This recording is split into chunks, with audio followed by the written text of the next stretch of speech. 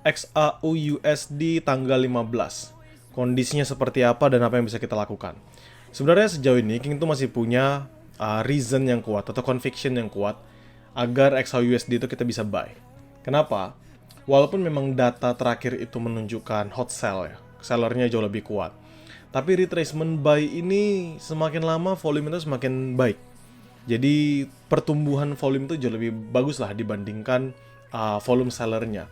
Walaupun memang kita nggak bisa berupaya atau merubah situasi yang ada di dalam market. Terutama berkeinginan agar dia terus-menerus mengalami peningkatan. Kenapa? Karena sudah jelas conviction dari seller jauh lebih besar, terutama dengan data terakhir tentang inflation yang sangat signifikan peningkatannya dan agak menutup kemungkinan jika cut rates itu akan dilakukan lebih awal lagi. Ya, agak menutup kemungkinan. Lalu bagaimana sekarang? Kondisinya di H1 sekarang teman-teman bisa ngelihat pergerakannya itu tidak signifikan sama sekali. Dia naik dan turun hanya di pergerakan yang sama saja. Ya, dia naik dan turun hanya di pergerakan yang sama saja. Oke, yang jadi masalah apa? Yang menjadi masalah adalah conviction King untuk entry buy itu jauh selalu lebih besar dibandingkan entry sell. Kenapa? Karena beberapa kali 1993 ini berusaha di break. Ya, 1993 ini berusaha di break. Walaupun 1990 ini juga terus-terusan ke breakout. 1993 kan di break dan break biasa aja. Sedangkan 1990 ini benar-benar di break sampai drop cukup signifikan. Sampai 1985, 1984. Tapi yang King perhatikan adalah seberapa signifikan penurunan itu jika kita bandingkan dengan si RSI-nya. So, kalau misalnya dari RSI-nya sendiri kita perhatikan sebelah sini, ini drop, tapi ini tetap bull, maka next-nya dia masih bull. Dan masih sesuai ya. Dan kondisinya sekarang adalah di sebelah sini, kita kalau tarik juga, ini kan sama, dan sebelahnya juga sama ya. Di RSI-nya juga sama aja pergerakannya, nggak gitu signifikan. Tapi ketika price action-nya menunjukkan kegamangan atau price action-nya selalu menunjukkan ramainya liquidity yang dimakan di 1993 ya, sorry 1993,5 ini, King merasa bahwa pergerakan dari XAUUSD ini akan mengalami peningkatan yang cukup baik. Kalau misalnya kita ngeliat dari H4, teman-teman bisa perhatikan bahwa zone-nya juga tetap sama ya teman-teman. Ya, zone-nya tetap sama. Dan possibilities jika dia break, dan ini King sampaikan tadi juga, bahwa ini tinggal tunggu news saja. Either dia nanti newsnya akan positif for USD maka dia akan break 1990, atau dia akan bad for USD maka dia akan break 1993. Lalu gimana King kalau misalnya kita mau trade-nya di jam sekarang ini? Apa yang bisa kita lakukan? Conviction King masih besar terhadap buy, makanya King akan lebih condong untuk start buy-nya semisal dia di 1990-an. Begitu ya.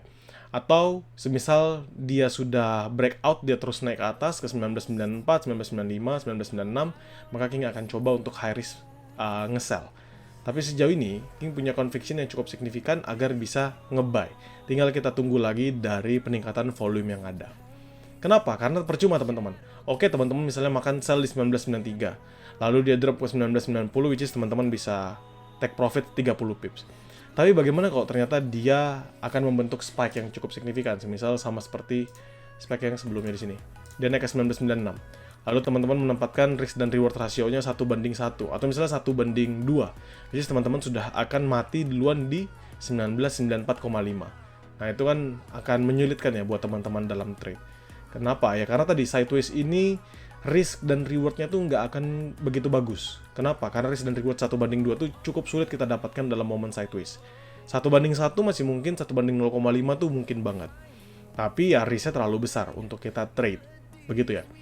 Sehingga yang bisa kita lakukan sekarang apa? Ya yang bisa kita lakukan adalah satu, kalau teman-teman mau aman, ya teman-teman tunggu sampai newsnya tiba. Simple. Teman-teman mau aman, teman-teman tunggu news. Selalu. Kenapa kami bilang teman-teman tunggu news? Karena newsnya lah yang akan membantu teman-teman dalam trade. Karena nanti liquidity yang nambah di dalam pasar itu membantu mendorong either dia melanjutkan. Ini kan drop kan, berarti drop best tinggal dia melanjutkan rally atau dia akan melanjutkan si dropnya kembali. Begitu. Tapi dari pandangan King sendiri, kenapa King selalu ngomong buy, kita bisa buy semalam, King sama Grokon kita nge-buy lagi. Kenapa? Karena harapan King adalah dia naik terlebih dahulu ke area 2000-an lalu dia lanjut turun. Yes, seperti itu. So, apakah kita bisa buy sekarang? No, it's totally high risk, teman-teman. Nggak ada penambahan yang signifikan dari volume, maka ini King anggap sebagai high risk. Kapan kita bisa nge-buy? Ya tunggu nanti dia masuk di 1990. Itu pun kalau memang RSI-nya masih menunjukkan peningkatan dengan ada kekuatan dari MACD. Kalaupun RSI-nya nggak meningkat, tapi dia nggak turun signifikan, itu nggak apa-apa.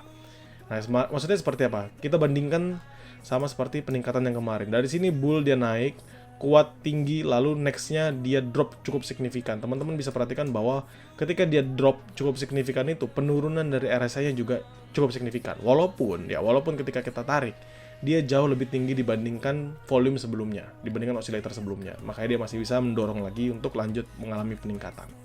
Disitulah reason kenapa saat ini bukanlah waktu yang terbaik untuk kita nge-trade di XAUUSD. So, kalau teman-teman di sini mau fokus XAUUSD, so sorry karena memang belum banget di jam-jam siang seperti ini. Tapi mungkin sore atau nanti mau masuk di US session, kita sudah bisa melihat conviction lebih bagus, either kita nge-buy atau kita nge-sell. Ya. Dan kenapa sih kok King selalu ngomongnya buy atau misalnya terus fokusnya buy? Karena ketika dia drop, atau misalnya kenapa sih kita nge-buy tapi nggak berani ngeluarin sekarang King? Kan King ngomong tadi convictionnya bagus kita nge-buy. Masalah itu satu, teman-teman. Masalahnya adalah kita bisa nge-buy di 1990, atau kita bisa nge-buy di 1991, atau kita bisa nge-buy di 1989. Tapi nggak ada yang pernah expect dia akan drop sampai seperti ini. Jadi dia drop 1986, atau drop yang di sebelah sini juga 1986 juga, atau drop yang paling jauh di sini di 1984. Walaupun ya eventually dia akan naik lagi. Jadi misalnya dia dari 1984 dia balik lagi ke 1990. Tapi untuk teman-teman yang sudah entry duluan di 1990 atau 1989, jarak ke 1986 dan 1984 itu teman-teman sudah kena SL. Jadi cukup sulit ya buat teman-teman untuk bisa membuat pergerakan. Makanya biasanya di momen-momen seperti ini King akan sarankan high risk scalping aja. Teman-teman makan scalping karena zona tipis 1993 sama 1990, teman-teman makan aja atas bawah. Begitu. So it's about XAUUSD ya.